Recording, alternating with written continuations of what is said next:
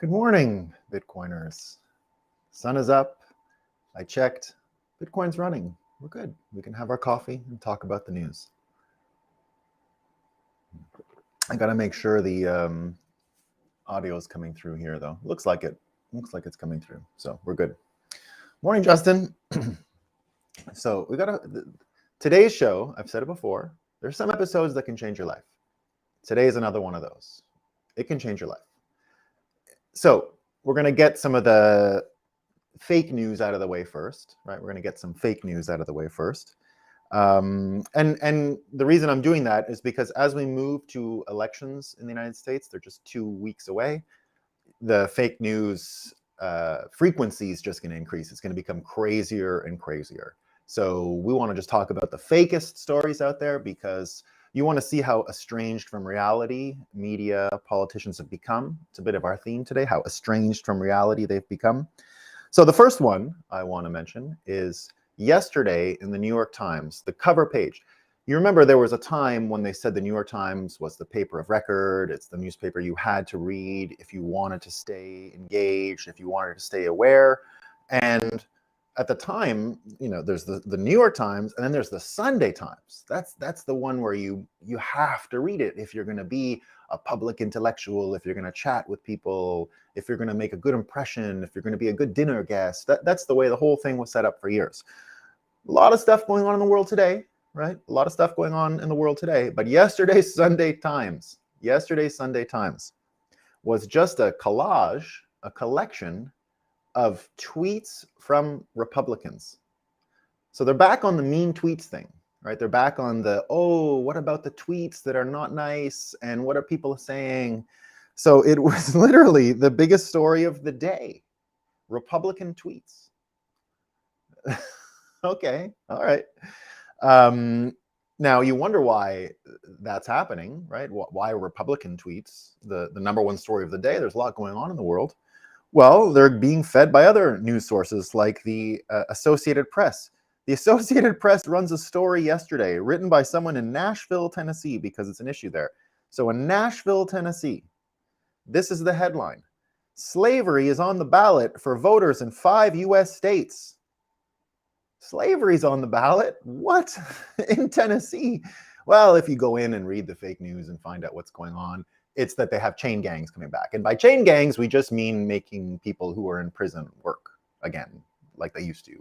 And now you can think of that as physical labor, you know, making license plates you've probably seen in Hollywood films. Oh, brother, where art thou? That was the old days, and they were pounding railway ties or whatever the heck it was they're doing then. Now, what this leaves out is that a lot of the movement towards chain gangs actually has to do with white-collar criminals, engaging white-collar criminals in public services, right? Because they're good at stuff like accountants, and there's all kinds of scammers. Like, look at the scammers we have in crypto. You don't think those people have some talent? They can't do other things if they're obliged to. So I'm not an expert on, we call it chain gang, right? It was called a chain gang when you put the prisoners on a chains to connect them so they can't all run away. They're not individually free. They're bound by all the other prisoners, and you know, they're usually just picking up garbage on the side of the road or something like that. I'm not sure how many states still have chain gangs, but they've presented this article as if like, slavery's back, right? Chain gangs, I think, around the world are pretty well understood. And personally, this is my own personal politics. Forget about the violent stuff and that kind of world. You know, while I do see an upside to being able to clean roads and all of those things, you know, if a lot of people are against it, and I get it, there might be trouble. But the white criminals, the ones you don't even need to put into a prison, that you can just do house arrest, why shouldn't they be helping people out with finances or whatever, right? Can't they be engaged in some of this stuff? You know, I'm not against it. So, but you know, it's not about my point of view. It's just a reasonable position for lots of people to take. And I'm not even saying I'm right. I'm not that invested in the idea. I don't need to see it happen. I just think it'd probably be a good idea if we could mobilize these white-collar criminals and get them to do something for the benefit of society without plugging violence and all that stuff in. But why can't they just repay their debt when it comes to public service? It's community service, right? How can community service be deemed slavery? So anyway, look out for this kind of stuff. There's plenty more. There's been a few on Kanye West, of course, right? You got to expect Ye to be a target of all of this fake news. So you've got one here, and this is an Entertainment Insider. And they try to do the gotcha journalism. They're trying to say, like, gotcha, gotcha, Kanye.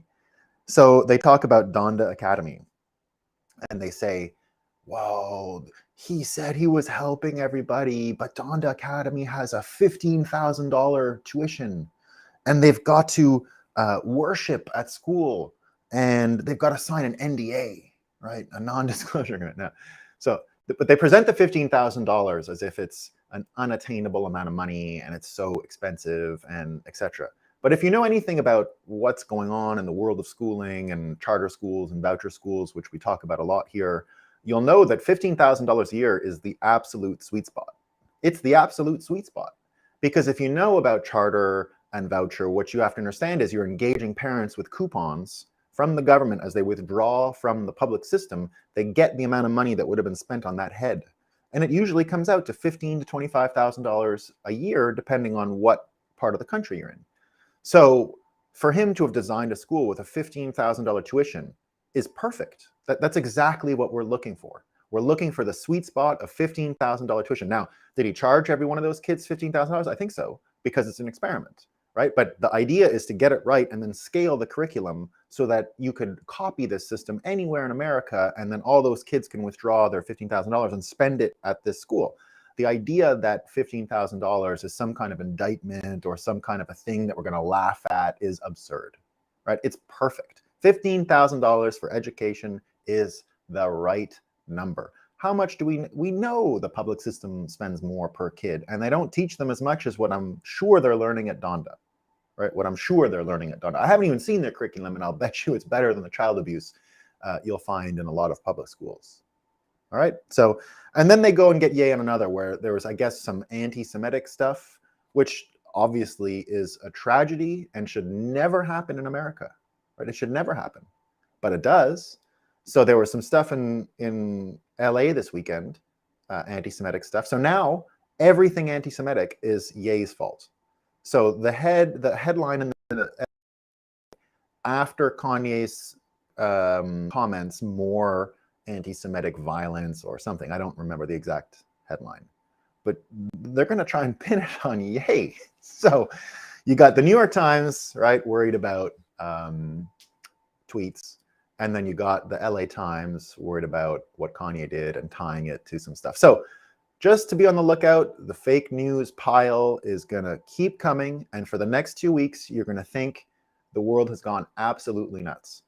And it kind of has, but remember, we're in US elections, everyone's spinning the ball, and the spin is going to come at you so fast that you're not going to know what's going on. So that's why you come to this show. We're just going to point out the fake news of the day and get it out of the way so we don't have to pay attention to any of those stories. Slavery is not coming back on 5 states in the United States. Republican tweets are not the biggest deal, and a $15,000 tuition is A-OK.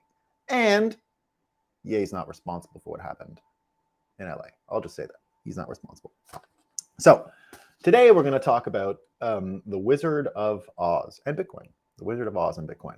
Now, a lot of people don't know the true history of Wizard of Oz. It's a book, right? It wasn't just the first ever color movie in the history of color movies. It wasn't that, made in the 1930s. The movie came out in the 1930s. The book by L. Frank Baum came out at the turn of the century. It was 30 years old by the time they made a movie. It was the second movie, in fact, made. The one that we all know, with Judy Garland. I'm not going to explain the movie here to anyone. If anyone hasn't seen The Wizard of Oz, we have no time to explain it here. You got to go watch the movie or figure it out, because we're just going to assume you know about The Wizard of Oz in this show, that everyone has seen it. So the story is more or less the same in the book, but there's a few details that are really different.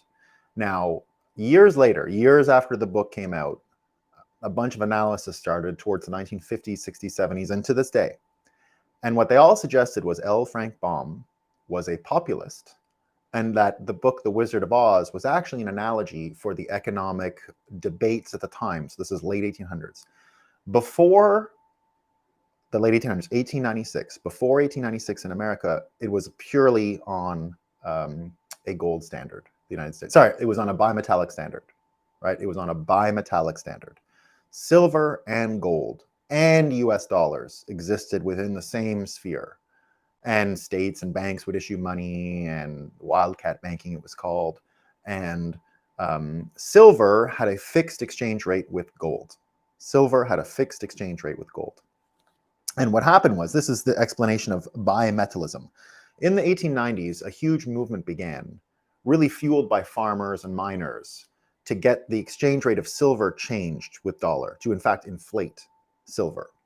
And the reason was the bankers were all heavy into gold, and so they held all debt denominated in gold.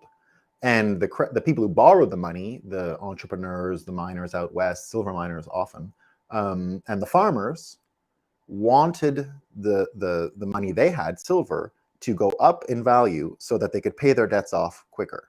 And this ended up fueling the entire populist era, populist movement. We've talked about it a bit on the show. I mentioned yesterday about what happened after Abraham Lincoln was killed and how the presidency was exercised until Teddy Roosevelt came along. Teddy Roosevelt was a reaction to these populists, and he was part of the progressive wing of rich people that wanted to make a better world, that jumped in 2 feet first and tried to fix things. That's why he was against the bank trust, the Federal Reserve, because it came out of that argument from this old era. He basically took the momentum and power away from the populists by absorbing it into his own plans. But until the 1890s, so I mentioned the Abraham Lincoln to Teddy Roosevelt. So that whole period, 1860s until late 1800s, 1900, that's when Congress was very powerful. You had Tammany Hall in America, it's called. So congressional leaders were super corrupt, and they were mostly all bought by banks. And the job of president was very weak, right? It was purposely turned into a weak office because of what Abraham Lincoln had done with the office. They didn't want to do that again. They didn't want any armies springing up from the office and all those things. So Congress took over, which led to massive amounts of corruption, but also massive amounts of progress. And American people were more free kind of than they'd ever been, right? And there was a ton of inventions happening, and it looks a lot like some people predict the next era that we're entering may look like, right? Some people say. So you're there in the 1890s. The populist movement now is really going, and what they want is this free silver number to change, right? They want the free silver number to change. It was called the free silver movement. The 16-to-1 exchange rate, they want it gone, right? They want it to change. So let's tie it to the books. In the books, right, in Ella Frank Baum's book, The Wizard of Oz, they are not ruby red slippers. They are silver slippers. And it is not a yellow brick road. It is a gold brick road. And the point is to have bimetallism, silver on gold. And here's an explanation of what was going on at the time, the bimetalist free silver movement. So supporters of an important place for silver in a bimetallic monetary system, making use of both silver and gold, called silverites, sought coinage of silver dollars at a fixed weight ratio of 16-to-1 against dollar coins made of gold. Because the actual price ratio of the two metals was substantially higher in favor of gold at the time, most economists warned that the less valuable silver coinage would drive the more valuable gold out of circulation. So it's a Gresham's law situation. While all agreed that an expanded money supply would inevitably inflate prices, the issue was whether the inflation would be beneficial or not. The issue peaked from 1893 to 1896, when the economy was suffering from a severe depression characterized by falling prices, deflation, high unemployment in industrial areas, and severe distress for farmers. It ranks as the 11th worst financial crisis in American history. The free silver debate pitted the pro-gold financial establishment of the Northeast, along with railroads, factories, and businessmen who were creditors, deriving benefit from deflation and repayment of loans, with valuable gold dollars, against farmers who would benefit from higher prices to their crops and an easing of credit burdens. Free silver was especially popular among farmers in the wheat belt, the western Midwest, and the cotton belt, the deep south, as well as silver miners in the West. It had little support among farmers in the Northeast and the corn belt, the eastern Midwest. So more or less what I was just saying. So what is the yellow brick road was actually gold bricks. Her slippers were ruby red. Here's where the analogies all come into place. And then what we're going to try and do is tell the story how it actually ended, not in the book and the movie, because it ends up coming out different. And then we're going to apply filters on it to make it make sense in a Bitcoin world. We're going to continue the narrative and see if we can make sense. So first up, Dorothy represents the farmers and the miners that you just heard, the Silverites, right? And they're fighting for this different world, a reset of the exchange rate. The Twister was their political movement, and the Twister jumped up, and what did it do? It crashed a housing crash, right? It picked everything up and made everything curvy, and crashed a house on the Wicked Witch of the East. And I think, yeah, the Wicked Witch of the East. And she was a part of those bankers, right? So she's dead. That's where the silver comes off, right? So now the banking sector is suffering. The Munchkins are the most enslaved folks in this world. All they remember was that silver and gold were good. They didn't know anything else. They were too fearful of everything. They were hiding. They barely had any ability to confront the world in front of them. Then we come to the Scarecrow, who was the average American at this time, right? And his analogy is basically he had no brain. He didn't understand what was going on. It was all too complicated for him to understand free silver miners. This is not a landowner. This is just an average American. But he can figure it out, right? If he puts his mind to it, he can figure it out. The Tin Man was the American worker at this time, and that's why he, you know, when she finds him, he's unemployed, right? He's not working. He has no job. He's all seized up and can't do what he was made to do. And of course, she comes and helps him. The Lion were the virtue signalers of the time. They were the people who spoke about. They were Democrats in this case, still Democrats. The Democrats were the party behind this free silver movement. The Republicans, Teddy Roosevelt was a Republican, unlike his nephew, who was a Democrat, FDR, Franklin Delano Roosevelt. He was a Republican. And at the time, the Republicans were still in the vein of Lincoln. And the Northeast, like where I am in Vermont, was 100% Republican, as it is 100% Democrat today. It was as extreme in the opposite direction back then, because those were the progressives. Those were still the people who were fighting for women's voting. That whole crowd just continued on from the Civil War, right? The emancipation folks turned into the suffragettes, and in the end, the teetotal, abstinent, prohibition, no drinking alcohol folks, right? Those were all the same people. And that's why often they gathered some of these Northeast elites into their fold, because they had the progressive moniker at the time. The Republicans were the progressives. So the Democrats, in this case, were the free silver people. They were fighting for, you know, the farmers and the miners out west. And it had a beginning of the pivot to where FDR ends up having his vision for his perfect society, or whatever he called it. At the time, the virtue signalers, right, that's why they were often described in the newspapers at the time as so proud and lions and so courageous. They're so courageous for doing what it is they're doing. What does that sound like? You know, oh, she's so courageous to win a trophy and talk about how great Hollywood is and how everyone else is the worst racist in the world. She's so full of courage, right? We hear that all the time now. It was the same back then. And that's why they made him a cowardly lion. That's why L. Frank Baum made him a cowardly lion. The Emerald City is DC. That's why you're following the path to DC. And what does he do, right? When they arrive at DC, the Emerald City, it turns out the Wizard of Oz is just a politician. And what does a politician make you do, right? If you do something for him, he'll do something for you. So he's got to go get that broom. He's got to go kill the bankers, and then you'll get your prize. You can't get it otherwise, right? It's a tit for tat world. It's a quid pro quo. Everything in politics are quid pro quo. It's the operating system. That's what I used to say when they impeached Trump the first time, the quid pro quo impeachment. I said, well, that's his job. Like, he's quid pro quo is what you do. How could it be a problem? Like, you know, anyway. That was the point, right? And just like a politician, all of the power was based on lies and mirage and camera tricks and special effects.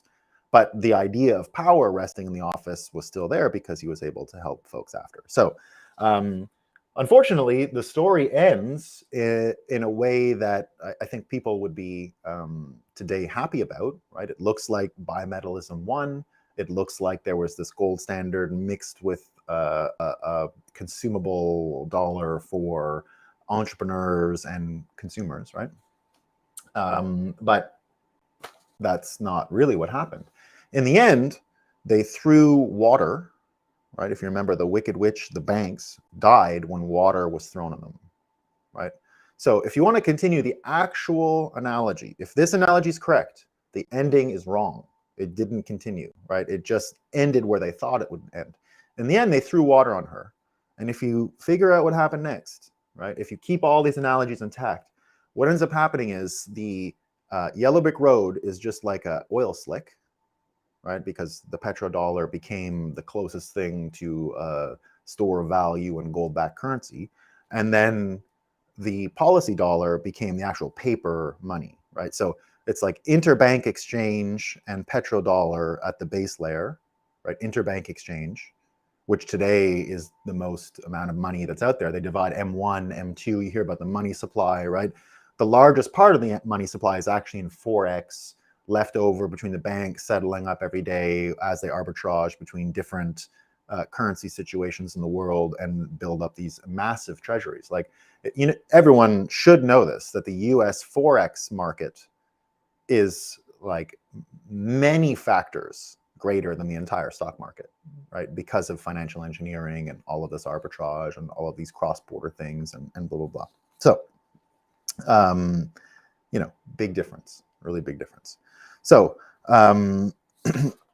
how does this all look, right? So it was like an oil slick with paper boats is sort of how I imagine the Wizard of Oz to have actually ended. Like the yellow brick road turned into oil canals and you had to go on a paper boat and try and get your way around. And that is becoming more and more clear, right? If we look into this Forex, look what happened today in Japan, right? We've got the economic minister stepping down. This was so a month ago, September 22nd, Japan intervened to support the yen for the first time in 24 years, right? So they intervened. And now 30 days later, they've done it again. And it looks like the intervention this morning was massive, right? It was massive. Let's look at China, right? China's in a very similar boat, right? Let's look at China. Total meltdown today, right? Total meltdown. This is from Sofia Horta e Costa, who is a really good follower, for Chinese news. You know, she doesn't criticize them much, but as far as just some facts and details, she's great. There are bad days in China's markets, and then there are days like today. The worst stock losses since 2008, an all-time low for the offshore yuan. Foreigners sold $2.5 billion of mainland shares. A brutal rebuke of the weekend's news from Beijing. And that's what we've got all over the market. We've got investors just running from Chinese internet companies. We've got basically an admission that China is not safe for business anymore. Like, China is not safe for financial business, for investing, or any of that stuff, right? So that's what we're seeing this morning. There's a rumor going around that 7 large Chinese ADR funds will be liquidated today, and it will be more than $10 billion worth of liquidations. 10 billion. And the first of them to go, according to this rumor, I haven't been able to check since I got online, but we already saw a few. Hang Seng China Enterprises just totally collapsing, plunged 8%, and doesn't look like it's going to stop, right? So let's try to think about how all these things would look with Bitcoin for a second, right? If we imagine it was this slick of oil, right? If we imagine it was a slick of oil and you need a paper boat, what would the other characters here look like if we modernize them, right? What would the scarecrow look like? Well, I think he would look a little bit like a Wojak or an NPC at this point if we wanted to modernize it, right? He would look like an NPC.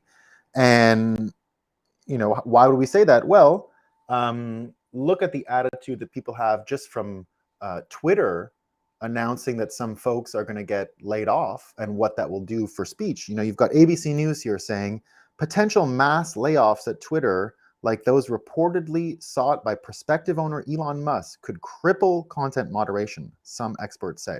So ABC News coming out and making the point that Elon Musk is basically unfit to run Twitter because the content moderation will go away, which means we'll have conversations again. So what would be scarier to an NPC than all of this stuff coming out, right? What would be scarier? I don't know. What about the American worker here, right? Missing a heart, right? A heart was literally taken out, no passion, no ability to go ahead. You know, in my modern Bitcoin take on the Wizard of Oz, I would make the Tin Man some kind of Chinese product, like a Tiananmen Man, right? Tiananmen Man.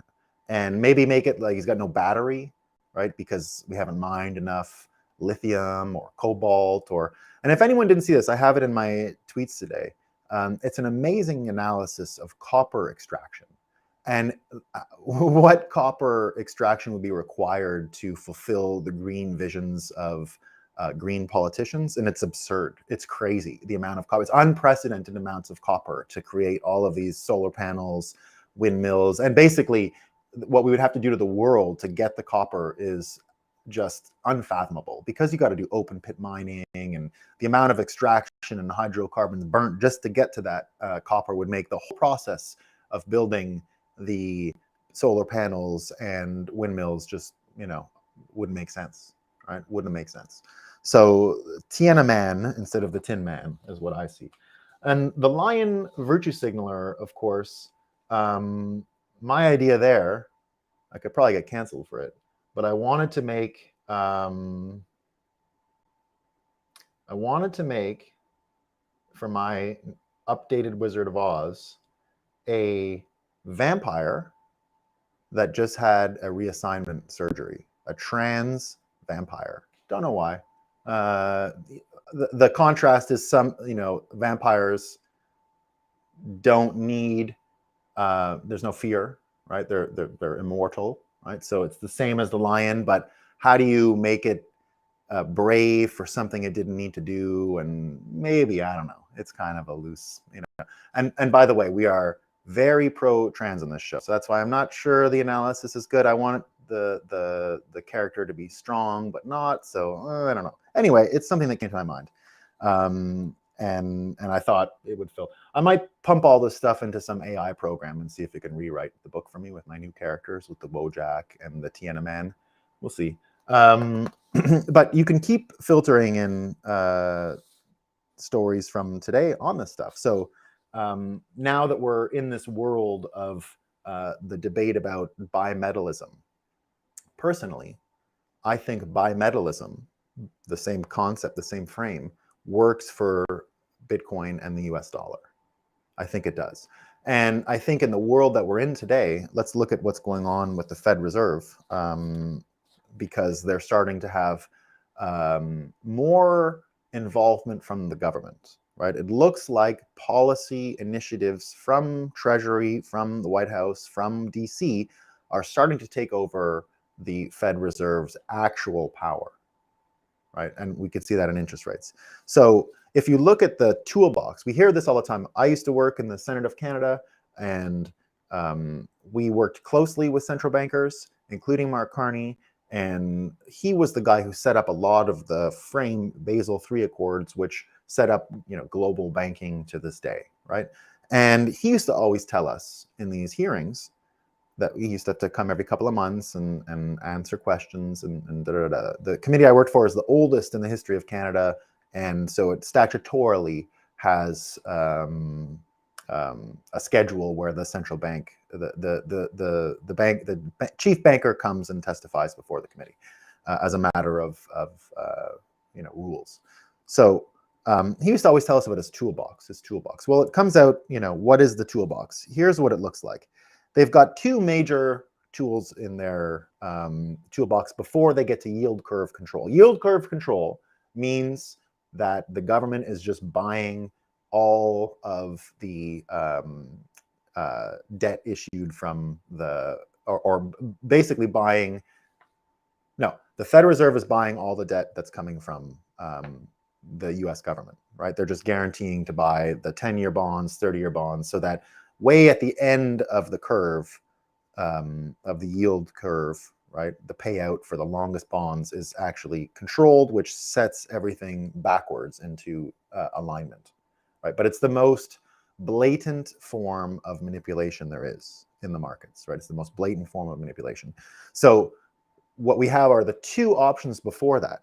The two options before that are the treasury buyback example, right? So the treasury buyback is the government raises money to purchase old treasuries, and then the government buys the treasuries in the secondary market and sends the previous owners newly issued bonds. So it's just churning bonds and creating a flow between the same buyers and the issuer, and basically just pretending that it was perpetuating, right? So it is a type of life support, right? It's a type of life support.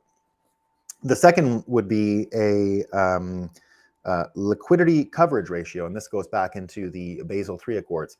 They forced the banks to have high quality collateral to a certain point of their overall balance sheet in order to be able to meet any of these crises. And they have to hold it over a 30-day period or something along those lines, high quality capital.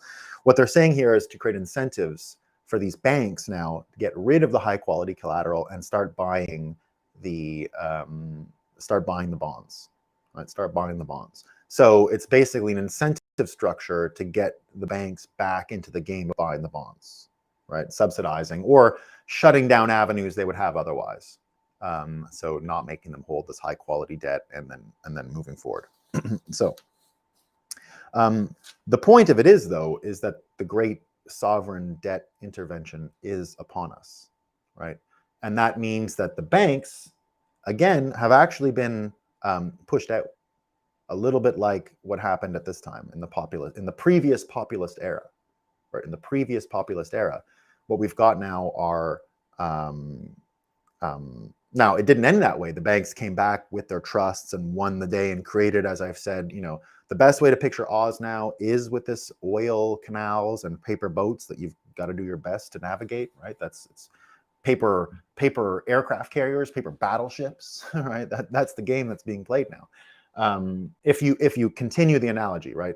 If you threw the water on the witch, right, she was liquidated into oil, and the banks turned into petrodollar plus some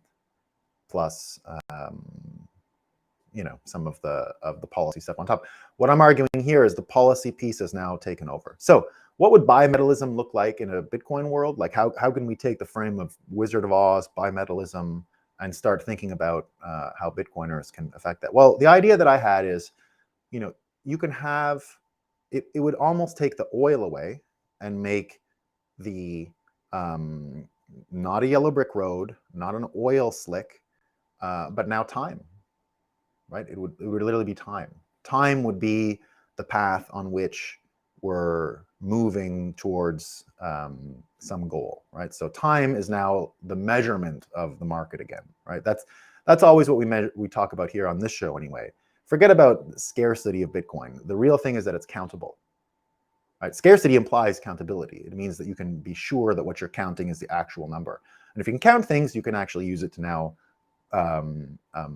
basically pull out it's almost physics, right? You can now agree that this is time. Time doesn't have to move in the way we've ordered it in reality. It doesn't have to be measured in hours, calibrated from the sun and those kinds of things. Time can just be the guaranteed interval of block formation and the ability to audit what happened when, right? That actually creates time out of nothing. So Bitcoin created time out of nothing, right? And on top of that, and this is why I do argue for UBI for now, right? I think eventually we evolve beyond it. But the way I see sovereign nations intervening here is they have pushed out the banks in a certain sense. And with CBDCs, you're going to see the countries and policy dollars, and I mean that literally, policy dollars, take an even bigger role in the marketplace, right? So you've got policy dollars and policy objectives, right? Policy objectives. Now, just like bimetallism, silver and gold, there's a way for these to interact that can actually lead to a kind of populist, but I think golden era, right? There's people that are writing this fake news that I've mentioned here that are not going to be able to adapt to the future. Their minds are ruined. They're ruined. What can we do with these people? The people who have fallen victim to all of these drugs, they're broken, right? They are broken. And as Bitcoiners, we do have to think of ways to take care of these folks in order to get to the actual golden era that we're trying to build, right? If we get to a point where we, fix the money and all of us understand our use of time better and time does become money, and then that's the base layer of measurement for which we measure all economic activity, then there's still a period at which people are not going to be able to adapt. And it is up to Bitcoiners to take care of them. I mean, it's one thing to say Citadel, Citadel, Citadel, which I agree with. I mean, we talk about citadels a lot on this show, and we argue that, cities in a box and creating cities out of vision and out of planning and out of design, like we talked about with Ye yesterday with his city in a box plan, his Ye-topia. We do think that's an industry that's going to become one of the biggest in the world. I mean, really one of the biggest industries in the world is going to be about designed communities, designed houses, designed cities, and all that kind of stuff. And in those things, you're going to want policy dollars. You're going to want dollars that are able to achieve certain policy objectives, like feeding that person, educating that person, and just sometimes taking care of these people, right? There are people who are completely broken from the fiat system. And as Bitcoiners, we got to find a way to take care of them, right? That we can't just pretend they're not there. We have to find a way to take care of them. I don't love the idea of UBI, but I see it as a excellent bimetallic middle ground for Bitcoin where we can actually embrace those things. So what would this whole story look like, right? If we were now time, and what would you ride on time, right? I think in the end, we can have something that looks like a populist movement come out of this, and it would look a lot like it did 100 years ago is where I'm coming from. So that's what I got. Let's see what kind of comments we got today. This is from, missed this one. Rushan Yi. What's the difference between the Tin Man and the Scarecrow? One was the Midwestern farmer. Was it Midwestern? No, the Southern farmer and the Western farmer, right? So the Scarecrow was the Southern farmer and the Western farmer, who didn't understand what was going on, but could probably figure it out, right? They knew something was up. They knew to be suspicious. They couldn't quite get their mind around it because it's complicated. And then the Tin Man is the industrial worker, the city dweller who was now unemployed, without mission, without vision, and sort of empty shell of who they would have been, and therefore had no heart, right? Yeah. Thanks, Dex. Great presentation. Thank you. I appreciate it. Look, you can go there's a few of these analyses out there. There's a few of these analyses. Some people believe the Tin Man had to do with the Social Security number, ITIN, right? The Tin Man, that would be a new form of control imposed. But who knows? So look, everything that's going on in the world today looks a little bit like things 120, 130 years ago. And I do think bimetallism is something Bitcoiners should start getting interested in, because there's a lot more going on here than just hyper-Bitcoinization, although I think that's impending. I really do. I think we're at the cusp of it, right? We're at the cusp of the petrodollar not being an actual medium on which to travel around this Oz. Oh, by the way, Oz, what is Oz, by the way, everyone?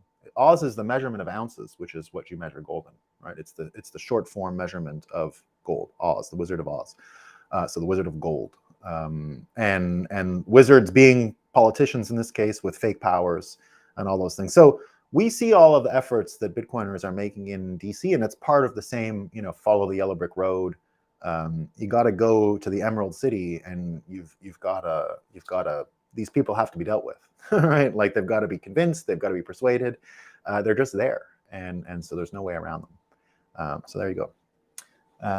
Helios, really great work. Yeah, Emerald City is green. Dollar is green. Yeah. That's part of it. But in the story, DC and Oz, the city of Oz, are the same thing, right? Cool, Huru. Yeah, open your eyes. Yeah, no problem. I mean, look, let me also remind you, L. Frank Baum was a populist and was part of this movement, right? So let's get that out of the way. But the analyses that I just did are based on things that were written from the 1950s and 60s on. So he never came out and said this at the time. So a lot of people have read into this, but the filter fits, right? So it's not, this was the major subject in America at the time, and where the Federal Reserve came from. The Federal Reserve came out of this nonsense because in the end, in 1896, to destroy all this, bimetallism is gone, and it did go to a gold standard. America was bimetallic for its whole history until then. And they went to the gold standard because the gold was all owned by the banks and they could manipulate it and it was fine for them and they didn't care. And that faction ended up winning. So if you actually took the way the story was written at the time, right, when they threw the water on the witch, and then Dorothy leaves, that's a fantasy. The true story is they threw the water on the witch, Dorothy skedaddled, but the witch turned the gold roads into oil slicks. Right, that's what I'm saying happened in the true story of Wizard of Oz. If you apply the analogy to the truth, they flooded the yellow brick road or dug it up or did whatever and turned it into oil canals. That's the image I want to impart. And it's our job, you know, to change that into some time frame, right? That's our job. No, so like I said, if you missed that part, Justin, I want to see if I can plug this into one of these AI things with the Wojak and you know, some battery powered thing that's not working here because it's the China, I want to call it the Tiananmen, just because it's fun. And rhymes with Tin Man, and I get to bring China into the story. And they're the industrial workhorse, right? I think the analogy fits. With, you know, banks can stay witches, that's for sure. The tornado, oh, so these are hodlers now in my story, right? These are hodlers. So those are the hodlers. The tornado here would be basically the Bitcoin movement, right? The whole dominating crypto Twitter, dominating pop culture. And just like in The Wizard of Oz, it was that movement that did cause a housing crash on the banks. Like the banks did suffer from populism and the populist movement. The leader of the Democrats at the time, a guy named Williams Jennings Bryan, it was the major cowardly lion because he was a typical politician, you know. So and then just like I mentioned, everyone was writing what a courageous leader he is. Wow! But the minute it came to it, he buckled. Right? He just totally buckled and was totally useless. So the leader of the Democrat Party lost. You know, not even an also-ran, barely remembered in the history of America now, just barely a footnote, and never became president, never became anything worth a damn, right? Never became anything worth a damn. But you know, here was a picture today when I was mentioning a little bit about the Great Sovereign Debt Intervention. So in America, it gets to hold off a little bit, but what they're calling it now is the dollar milkshake wrecking ball. The dollar milkshake wrecking ball, which is that when we talk about Bitcoin being countable, the benefit of that is an analogy I use regularly, which is water and the metric system, right? We have a metric system because of the properties of water. We just took the properties of water, which are universal, and we built measurements around that because the reference is the properties of water, which can't change. Right? Well, they can change, but relatively they're bound by mathematics. So one change one place equals another change anywhere. That's pressure, volume, temperature, and then that, you know, changes what it's made of, right? Ice, vapor, water. But nevertheless, the measurements come from what stable water at a set temperature behaves as, and measurement comes from there. Temperature comes from there. Boiling was turned into 100, and freezing turned into 0, and then temperature was created from that. What's happening now in global finance, this is the sort of Wizard of Oz analysis, is because everything is only relative to something else, everything's relative to the dollar, and because the dollar itself is fucked up, you have this milkshake wrecking ball, right? Everything else, nothing can live next to the dollar anymore. They're all becoming policy dollars before our eyes, all of them. There's no other way, there's no other thing they can be, because the reality, the only shred of reality they have left in the system is the US dollar, which is garbage. And so no one can make sense of anything because it's all being measured in years of nonsense, right? So you can't get any results by using years of nonsense as a matrix through which to, divine some mathematical meaning. It's not going to happen. Whereas Bitcoin is that. I mean, that's literally what it is. It's just a psychological framework that lets you count things and give relative meaning to other things. That's it. That's what we love about it, right? You can actually imbue meaning into a thing if you can now measure it, and that's what Bitcoin allows us to do. And so Bitcoin as a basis for bimetallism actually leaves place for all of this sovereign debt intervention and policy dollars and politicians, having one last kick at trying to make a better world, because the intent of a lot of these people is good, right? It's just they got polluted by the money, and that's why we call this show The Breakup, right? That's why we call it The Breakup. All right, team. Don't remember, this is from Justin. Yeah, so when we do the show on Jekyll Island, because we're going to do, if people are new to this show, we're going to do a Bitcoin show. So I help run content over at Bitcoin Magazine. I help the show in May and help put interesting things on stage and what should we talk about and all that kind of stuff. But I always put it out into the universe that I'm going to organize the greatest Bitcoin show between now and the 2024 election. And we're going to put it in Jekyll Island, where they created the US dollar. And we're going to have a seance and all kinds of stuff to get rid of the bad vibes. Ye West is going to be our keynote. And he's going to help us sanctify the place on which we build foundations for the new economy. Helios says, clearly bimetallism didn't happen in the end. That's what I'm saying. Yeah, no, it didn't happen. No, it actually, it already happened. If you guys missed that. Bimetallism was the American economy. No one wanted the dollars, the paper money. That was garbage, right? Those were policy dollars and wildcat banking. What we had was bimetallism from the revolution until 1900. In 1896, America went on a pure gold standard. Bimetallism was gone. Now, the problem in the populist mind at the time is that gold could be manipulated, right? That's why they didn't. We have created a frame as Bitcoiners that the gold standard would be perfect for us, right? It's better than the fiat standard. But what they're saying is it's no equilibrium. I meant that it wasn't the stable equilibrium. Yeah. Clearly bimetallism didn't happen in the end, though. What do we do to prevent another oil canal outcome? What could cause this? Yeah, that's where we're at. It's this ESG business, isn't it? It's the ESG. It's policy over economic measurement, which is the exact debate we're having in America right now. That's where you see the ETH as the Ethereum network as a nation-state attack vector on Bitcoin. Now, I don't think ETH people want it that way, right? I just think it can be co-opted. That's what we're seeing in the network itself. As far as I can tell, that's what we're seeing.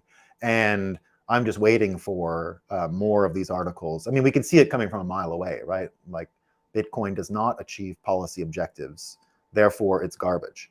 What we're saying is policy objectives need a relative measurement, and that's where Bitcoin comes in. They can't just be for the sake of themselves. That's why we're all listening. So we don't fat shame on this show, right? We don't do that. But what I'm going to say might sound offensive, so be careful. The reason why we're listening to fat healthcare ministers around the world is because there's no relative meaning to the money. No one's measuring anything. There's no good data anywhere. Science data, all garbage. Throw it out. Wall Street, all of data is garbage. Data, garbage. Remember that. All of it. There's not one good piece of data in the world. I could show you graphs of COVID. Has anyone ever seen a good graph about anything related to COVID on Twitter? Has there ever been one good graph? There's none. It's all bullshit. All of it is bullshit, right? All of it. There might be something if I would detect and have skills that no one in the world has and was able to read all of the studies and intellectualize them. It's just not going to happen. It's just not going to happen. So all the data is garbage, all of it, everything. That's what we got to clean up. And that's why policy objectives can't even be reached. We got to be able to find a way to get intentions of people manifested in the real world, which is what I think a Bitcoin standard can do. It can get intentions manifested in the real world better than any other money, because the inefficiency of measurement in the dollar means that you don't have to get it right. You get another try. There's just more money. There's no relative measurement, right? It's like coming up with a measuring system like the metric system, but the properties of water are in flux. They just change, right? It wouldn't work. It's not possible. It would be useless. We got scammers coming in the goddamn comments now. Fuck. All right, team. I'm out of here before they pile in and realize this is a fun place to be. All right, guys. See you tomorrow. Wizard of Oz. We love it.